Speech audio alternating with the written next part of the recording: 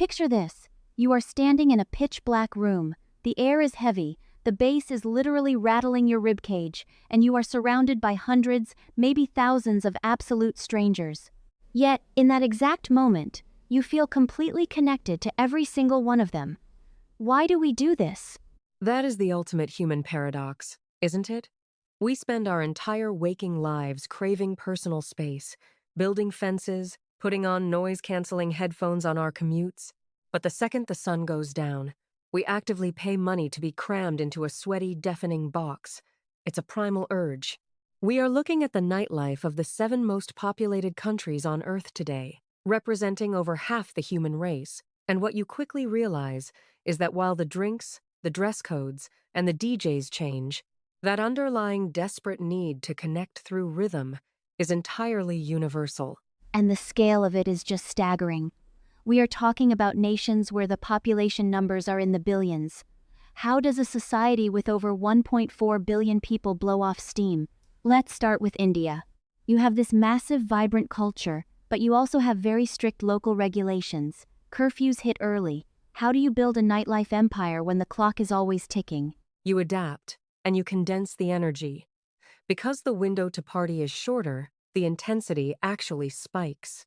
In places like Mumbai or Delhi, you don't have the luxury of a slow build-up until 3 a.m.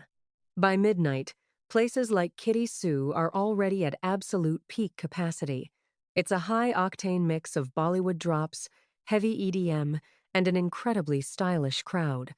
But then you contrast that urban rush with Goa. Goa is the escape valve. It's the legendary beach rave where the city rules melt away. And you have this collision of international backpackers and local youth dancing to trance music in the sand. It's almost like India has 2 distinct nightlife personalities: the sharp, fast-paced urban sprint and the endless coastal marathon. That coastal marathon concept makes me think of Indonesia, specifically Bali. It feels like Bali has commodified the sunset. You have these massive, sprawling beach clubs in Seminyak and Canggu that are designed to blur the line between daytime luxury and nighttime chaos. But is that authentic local culture, or is it just a beautifully packaged product for tourists? It is absolutely a packaged product, but it's a brilliant one. Bali serves as the global escape pod. You go to places like Potato Head or Fins, and you are essentially stepping into a curated fantasy. But if you want the authentic, high-rolling local scene, you have to look at Jakarta. Jakarta is where the domestic wealth is, and the clubs there are incredibly upscale. The urban Indonesian scene is very much about status, table service, and seeing and being seen. It's less about dancing in the sand and more about architectural grandeur and international DJs playing until sunrise. Which sounds incredibly similar to the VIP culture in the United States or China. But let's talk about China for a second, because the sheer scale of the spectacle there feels entirely unmatched. It's not just a DJ in a booth anymore. It's theatrical. Theatrical is an understatement. If you walk into a mega club in Chongqing or Changsha, it is a full-blown sensory assault. We are talking aerial dancers, indoor fire shows, massive LED installations, and armies of waiters bringing out bottle service with sparklers that light up the entire venue. It is hyper-commercialized, but underneath that shiny, sparkler-lit surface, there is a very real tension.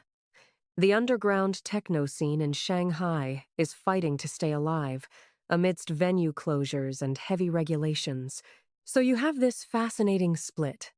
The mainstream wants a dazzling, expensive spectacle, while the underground just wants a dark room and a relentless beat to escape the pressure of hyper-competitive modern life. It's the ultimate distraction. When your day job demands absolute perfection and conformity, the night becomes the only place to rebel. And in the US, that rebellion takes so many different forms. You have the marathon EDM parties in Miami that literally do not stop until the next afternoon, the gritty warehouse techno in New York, and the multi-million-dollar DJ residencies in Las Vegas. The American scene feels like a massive buffet of subcultures. Exactly. The US scene is defined by its extreme fragmentation. A country line dancing bar in Texas and a subterranean house music club in Brooklyn belong to the exact same country, but they are entirely different planets. The US has commodified every possible flavor of nightlife, but there is a heavy cost to that commercialization. The velvet ropes, the astronomical cover charges, the 2, 1, and over age limits, it has made clubbing in America a highly exclusive, heavily gated experience. You are paying for a temporary utopia, but only if you can afford the entry fee. That brings up a really profound question. What happens to that universal need to dance when the environment completely strips away the traditional tools of nightlife? No alcohol, no mega budgets, heavy religious and cultural restrictions. I'm looking at Pakistan, a massive population, over 250 million people, and it is a dry country. How does a club scene even exist there? This is honestly the most inspiring part of global nightlife. Human nature absolutely abhors a vacuum. If you tell a generation they cannot have a traditional nightclub, they will engineer a new way to party. In Karachi right now, there is a massive surge in sober raves. Gen Z is throwing these incredible underground house and EDM parties. They swap out the alcohol for high-end coffee and energy drinks. They set up neon lights in private spaces, and they just dance. It is pure, unadulterated release. It proves that the core of clubbing was never actually about the alcohol. It was always about the music, the community, and the shared vibration. It is resilience in its most joyful form. That is incredibly powerful. It strips the concept of a party down to its absolute bare bones. You don't need $1,000 bottle of champagne with a sparkler on it. You just need a speaker, a beat, and people who want to feel alive, which feels like the perfect bridge to Nigeria. When you strip away the velvet ropes and the exclusivity, you get something explosive. Lagos is often called the Las Vegas of Africa, but that almost feels like an insult to Lagos.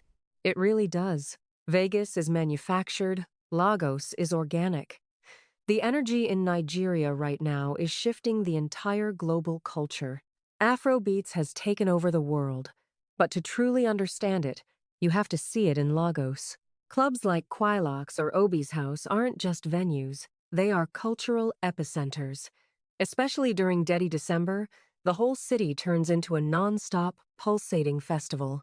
The fashion is bold, the sound systems are massive, and the parties routinely bleed out of the clubs and into the streets until the sun comes up.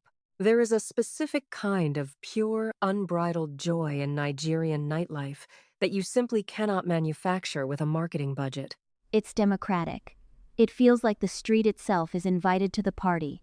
And if we are talking about democratic dance floors, we absolutely have to end in Brazil. You cannot talk about global rhythms without talking about South America. Impossible. Brazil is the heartbeat of global nightlife.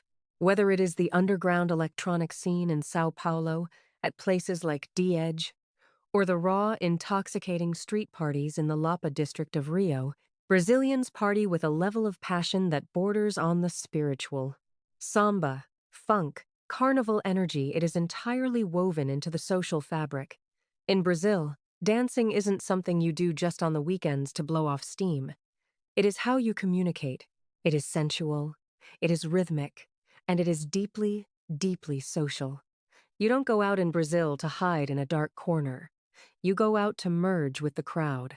So, we've gone from the highly regulated, sparkler-lit VIP tables of Shanghai and Jakarta to the coffee-fueled underground raves of Karachi, all the way to the sun-drenched street carnivals of Rio and Lagos. We are looking at billions of people, navigating totally different laws, economies, and religious frameworks. Yet, the end goal is exactly the same. It is the exact same. We are all just chasing that fleeting moment where the bass drops, the lights sweep over the crowd, and for a few hours, the crushing weight of reality just vanishes. We forget our jobs, our debts, our differences. In a world that is increasingly isolated and digital, the dance floor is one of the last remaining physical spaces where humanity actually moves as one single organism. It really makes you rethink the whole concept of a nightclub. It's not a den of vice, it's a sanctuary, it's a pressure valve for the modern world. The next time you are walking down a quiet street at night, and you feel that faint, rhythmic thud of bass bleeding through the walls of a building or vibrating from a passing car, stop for a second. Think about the millions of people in completely different time zones, under completely different stars, doing the exact same thing at that exact same moment. They are all just keeping the beat alive. Exactly. Keep the beat alive. Let that rhythm sit with you for a while. We'll be waiting for you on the dance floor.